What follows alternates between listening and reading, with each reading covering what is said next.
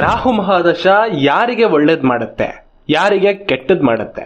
ನಿಮ್ಮ ಜಾತಕದಲ್ಲಿ ರಾಹು ಯಾವ ಮನೆಯಲ್ಲಿದ್ರೆ ಶುಭ? ರಾಹು ಮಹಾದಶಾದ 18 ವರ್ಷ ಯಾರಿಗೆ ಅನುಕೂಲ? ರಾಹು ದಶಾದಲ್ಲಿ ಅನುಭವಿಸಬೇಕಾದಂತಹ ಅನಾನುಕೂಲಗಳೇನು?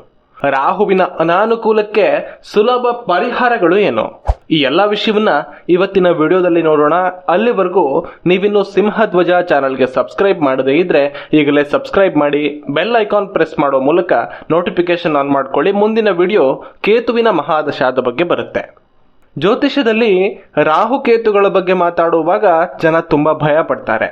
ರಾಹುಕೇತುಗಳು ಮನುಷ್ಯರಿಗೆ ಒಳ್ಳೆಯದನ್ನ ಮಾಡಲ್ಲ, ಅವು ಕಷ್ಟಗಳನ್ನ ಮಾತ್ರ ಕೊಡ್ತಾರೆ ಅಂತ ಸಾಮಾನ್ಯವಾಗಿ ತುಂಬಾ ಜನ ಅನ್ಕೊಂಡಿದ್ದಾರೆ. ಆದ್ರೆ ಖಂಡಿತ ಇದು ನಿಜ ಅಲ್ಲ.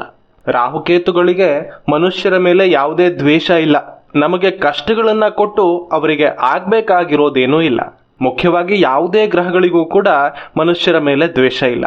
ಎಲ್ಲಾ ಗ್ರಹಗಳಿಗೂ ಕೂಡ ನಮ್ಮ ಕರ್ಮಕ್ಕೆ ಅನುಸಾರವಾಗಿ ಫಲ ನೀಡ್ತವೆ. ಅದಕ್ಕೆ ಈ ರಾಹುಕೇತುಗಳು ಕೂಡ ಹೊರತಲ್ಲ.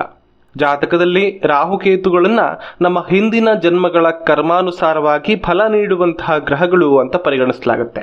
ಅದೇ ಕಾರಣಕ್ಕೆ ರಾಹುಕೇತುಗಳ ಫಲಗಳು ವಿಶೇಷವೂ ವಿಚಿತ್ರವೂ ಆಗಿರುತ್ತೆ.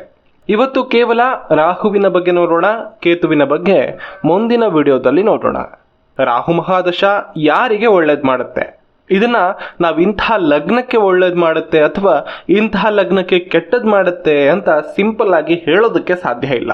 ಯಾಕಂದ್ರೆ ಕೇವಲ ಲಗ್ನ ಯಾವುದು ಅನ್ನೋ ಒಂದೇ ವಿಷಯದ ಆಧಾರದ ಮೇಲೆ ರಾಹುವಿನ ಫಲಗಳನ್ನ ನಿರ್ಧಾರ ಮಾಡೋದಕ್ಕೆ ಸಾಧ್ಯ ಇಲ್ಲ.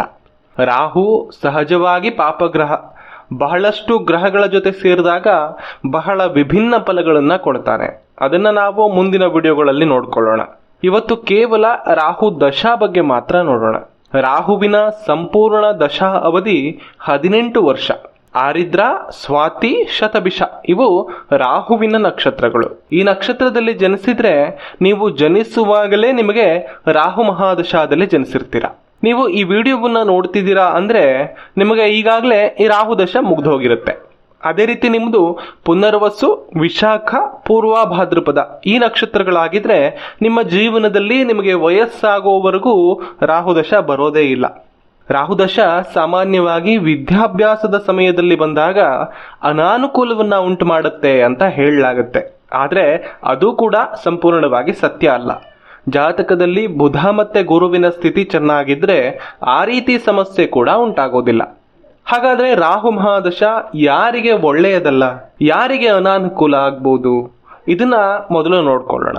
ರಾಹು ಒಂದು ವಿಚಿತ್ರ ಸ್ವಭಾವದ ಗ್ರಹ. ರಾಹುವನ್ನ ಉಳಿದ ಗ್ರಹಗಳಂತೆ ಅರ್ಥ ಮಾಡ್ಕೊಳ್ಳೋದಕ್ಕೆ ಸಾಧ್ಯ ಇಲ್ಲ. ಪ್ರತಿಯೊಬ್ಬ ಜ್ಯೋತಿಷಿ ಕೂಡ ರಾಹುವನ್ನ ವಿಶ್ಲೇಷಣೆ ಮಾಡುವ ರೀತಿ ವಿಭಿನ್ನವಾಗಿಯೇ ಇರುತ್ತೆ. ಭ್ರಮೆ, ಅತಿಯಾಸೆ, ಅನಿರೀಕ್ಷಿತ ತಿರುವುಗಳು, ತಪ್ಪು ನಿರ್ಧಾರ, ದುರ್ನಡತೆ, ಹುಂಬತನ, ಮೊಂಡುತನ ಇವೆಲ್ಲ ರಾಹುವಿನ ಗುಣಗಳು. ರಾಹು ಸಹಜ ಶುಭಗ್ರಹಗಳ ಜೊತೆ ಇರಲಿ ಅಥವಾ ಸಹಜ ಪಾಪಗ್ರಹಗಳ ಜೊತೆ ಇರಲಿ, ಅವುಗಳ ಫಲಗಳನ್ನ ತನ್ನ ಪ್ರಭಾವದಿಂದ ಕಲುಷಿತಗೊಳಿಸಿ ಆ ಫಲಗಳನ್ನ ವೃದ್ಧಿಸ್ತಾನೆ. ಇದರಿಂದ ರಾಹುವಿನ ಕಾರಣಕ್ಕೆ ಸಮಸ್ಯೆಗಳು ದುಪ್ಪಟ್ಟಾಗುತ್ತೆ. ಹಾಗಾಗಿ ಜಾತಕದಲ್ಲಿ ರಾಹು ಯಾವ ಗ್ರಹದೊಂದಿಗೆ ಸಂಬಂಧ ಹೊಂದಿದ್ರೂ ಅಲ್ಲಿ ಸ್ವಲ್ಪ ಅನಾನುಕೂಲ ಅನ್ನೋದು ಇದ್ದೇ ಇರುತ್ತೆ. ರಾಹು ಯಾವ ಗ್ರಹದ ಜೊತೆ ಸೇರಿ ಕುಂಡಲಿಯ ಯಾವುದೇ ಭಾವದಲ್ಲಿದ್ರೂ ರಾಹು ಮಹಾದಶಾದಲ್ಲಿ ರಾಹುವಿನ ಜೊತೆಯಲ್ಲಿರುವ ಗ್ರಹದ ಭುಕ್ತಿ ಅಂದ್ರೆ ಅಂತರ್ದಶ ಅನಾನುಕೂಲವನ್ನ, ಮಾನಸಿಕ ಚಿಂತೆಯನ್ನ ಉಂಟು ಮಾಡುವಂತಹ ಸಾಧ್ಯತೆ ಸ್ವಲ್ಪ ಹೆಚ್ಚಾಗಿರುತ್ತೆ. ಇನ್ನು ಎರಡನೇದಾಗಿ ರಾಹು ಅಷ್ಟಮ ಸ್ಥಾನದಲ್ಲಿರುವುದು ಶುಭವಲ್ಲ. ಇದರಿಂದ ರಾಹು ಮಹಾದಶಾದಲ್ಲಿ ಆರೋಗ್ಯ ಸಂಬಂಧಿತ ಸಮಸ್ಯೆಗಳು ಕಾಡಬಹುದು. ವ್ಯಕ್ತಿಗೆ ಅದೃಷ್ಟ ಕೈ ಕೊಡಬಹುದು. ಹಣಕಾಸಿನಲ್ಲಿ ದಿವಾಳಿಯಾಗಬೇಕಾದಂತಹ ಪರಿಸ್ಥಿತಿ ಕೂಡ ಬರಬಹುದು. ಆದರೆ ಒಂದು ವಿಷಯ ನೆನಪಲ್ಲಿರಲಿ, ಅಷ್ಟಮಾಧಿಪತಿ ಬಲವಾಗಿದ್ರೆ ಇಂತಹ ಸಮಸ್ಯೆಗಳು ಕಡಿಮೆ ಇರುತ್ತೆ. ಇನ್ನು ರಾಹು 12ನೇ ಮನೆಯಲ್ಲಿದ್ರೆ ರಾಹು ಮಹಾದಶ ಮಿಶ್ರಮ ಫಲವನ್ನ ಕೊಡುತ್ತೆ. ಅಧಿಕ ಧನ ಸಂಪಾದನೆಯ ಆಸೆ ಇರುತ್ತೆ. ಹಣದ ಹರಿವು ಚೆನ್ನಾಗಿದ್ರೂ ಕಾನೂನು ಬಾಹಿರ ಚಟುವಟಿಕೆ ಅಥವಾ ತಪ್ಪಾದ ಕೆಲಸಗಳನ್ನ ಮಾಡುವಂತಹ ಕಡೆ ಮನಸ್ಸು ಪ್ರೇರೇಪಿಸುತ್ತೆ. ಹಾಗಾಗಿ ಆ ವಿಷಯದಲ್ಲಿ ಜಾಗ್ರತೆಯನ್ನ ವಹಿಸಬೇಕಾದದ್ದು ಅನಿವಾರ್ಯ. ಇನ್ನು ರಾಹು 5 ಮತ್ತೆ 9ನೇ ಮನೆಯಲ್ಲಿದ್ರೆ ರಾಹು ಮಹಾದಶ ಸಂಕಷ್ಟವನ್ನೇ ತರಬಹುದು ಅಂತಾನೆ ಹೇಳಬಹುದು. ಪರಮ ಶುಭ ಸ್ಥಾನಗಳಾದ ಪಂಚಮ ಮತ್ತು ಭಾಗ್ಯಸ್ಥಾನದಲ್ಲಿ ರಾಹು ಇರೋದು ಅನುಕೂಲವಲ್ಲ.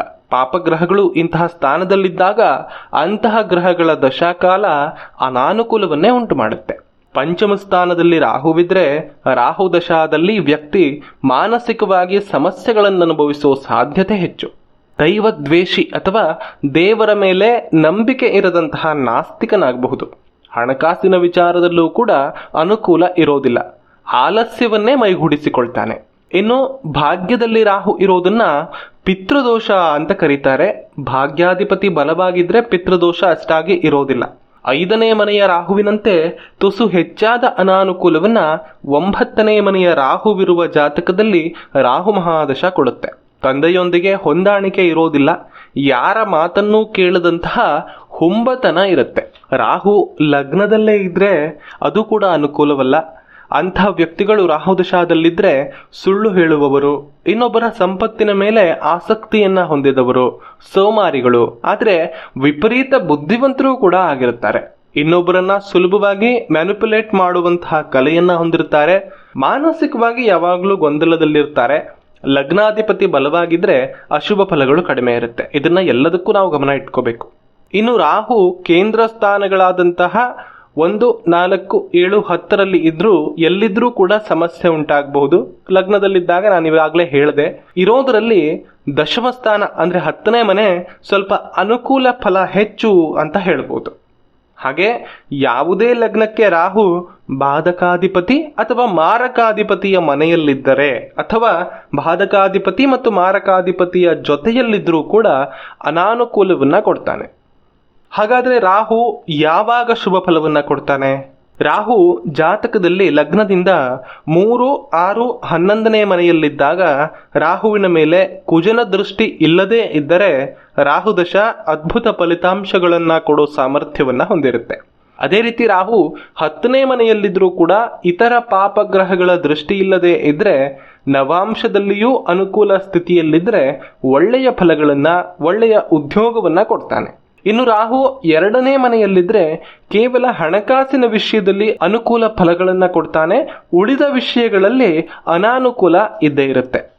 ರಾಹು 12ನೇ ಮನೆಯಲ್ಲಿರುವಂತಹ ಜಾತಕರಿಗೆ ರಾಹುದಶ ಅಥವಾ ಭುಕ್ತಿ ಇದ್ದಾಗ ವಿದೇಶಕ್ಕೆ ಹೋಗೋದಕ್ಕೆ ಬಯಸುವಂಥವರಾಗಿದ್ರೆ ಆ ಸಮಯ ಅನುಕೂಲವಾಗಬಹುದು.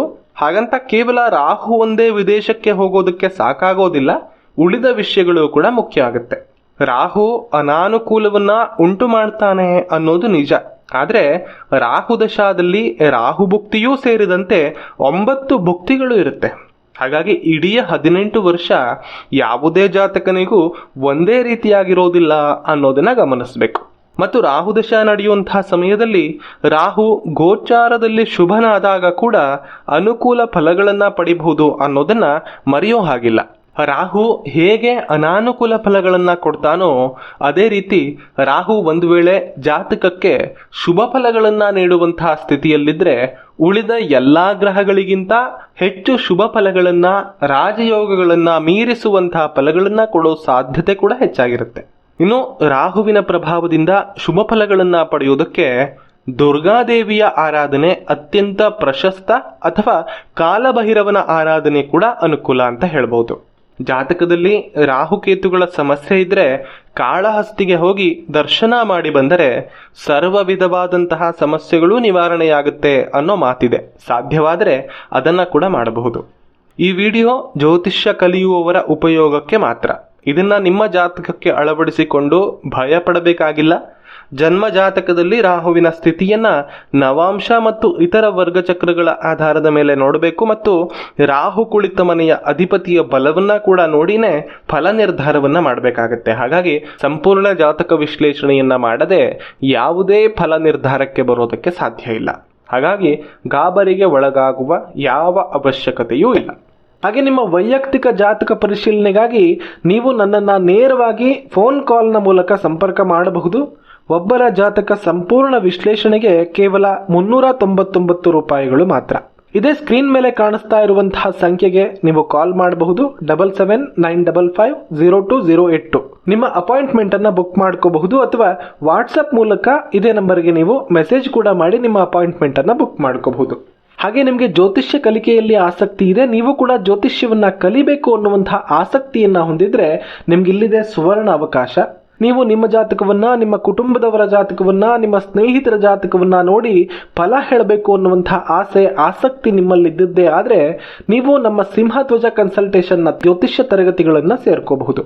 ಒಟ್ಟು 50 ತರಗತಿಗಳಿರುವಂತಹ ಈ ಕೋರ್ಸ್ನಲ್ಲಿ ಒಂದು ಜಾತಕವನ್ನ ನೋಡಿ ಅಧ್ಯಯನ ಮಾಡಿ ಆ ಜಾತಕದ ಸಮಸ್ಯೆ ಏನು, ಆ ಜಾತಕದ ಸಾಮರ್ಥ್ಯ ಏನು ಅನ್ನೋದನ್ನೆಲ್ಲ ಅರ್ಥ ಮಾಡಿಕೊಂಡು ಅದಕ್ಕೆ ಯಾವ ರೀತಿಯ ಪರಿಹಾರಗಳನ್ನು ಸೂಚಿಸಬೇಕು ಅನ್ನೋ ವಿಷಯವನ್ನ ಕೂಡ ಇದರಲ್ಲಿ ಕಲಿಸಲಾಗುತ್ತೆ. ಈಗಾಗಲೇ 2ನೇ ಬ್ಯಾಚ್ ಆರಂಭವಾಗಿದೆ. ಎಲ್ಲಾ ತರಗತಿಗಳ ಲೈವ್ ಕ್ಲಾಸು, ವಿಡಿಯೋ ರೆಕಾರ್ಡಿಂಗ್ ಮತ್ತೆ PDF ಕೂಡ ನಿಮಗೆ ನೀಡಲಾಗುತ್ತೆ. ತರಗತಿಯ ಪ್ರೈಸ್ ಕೇವಲ 2,999 ರೂಪಾಯಿಗಳು ಮಾತ್ರ.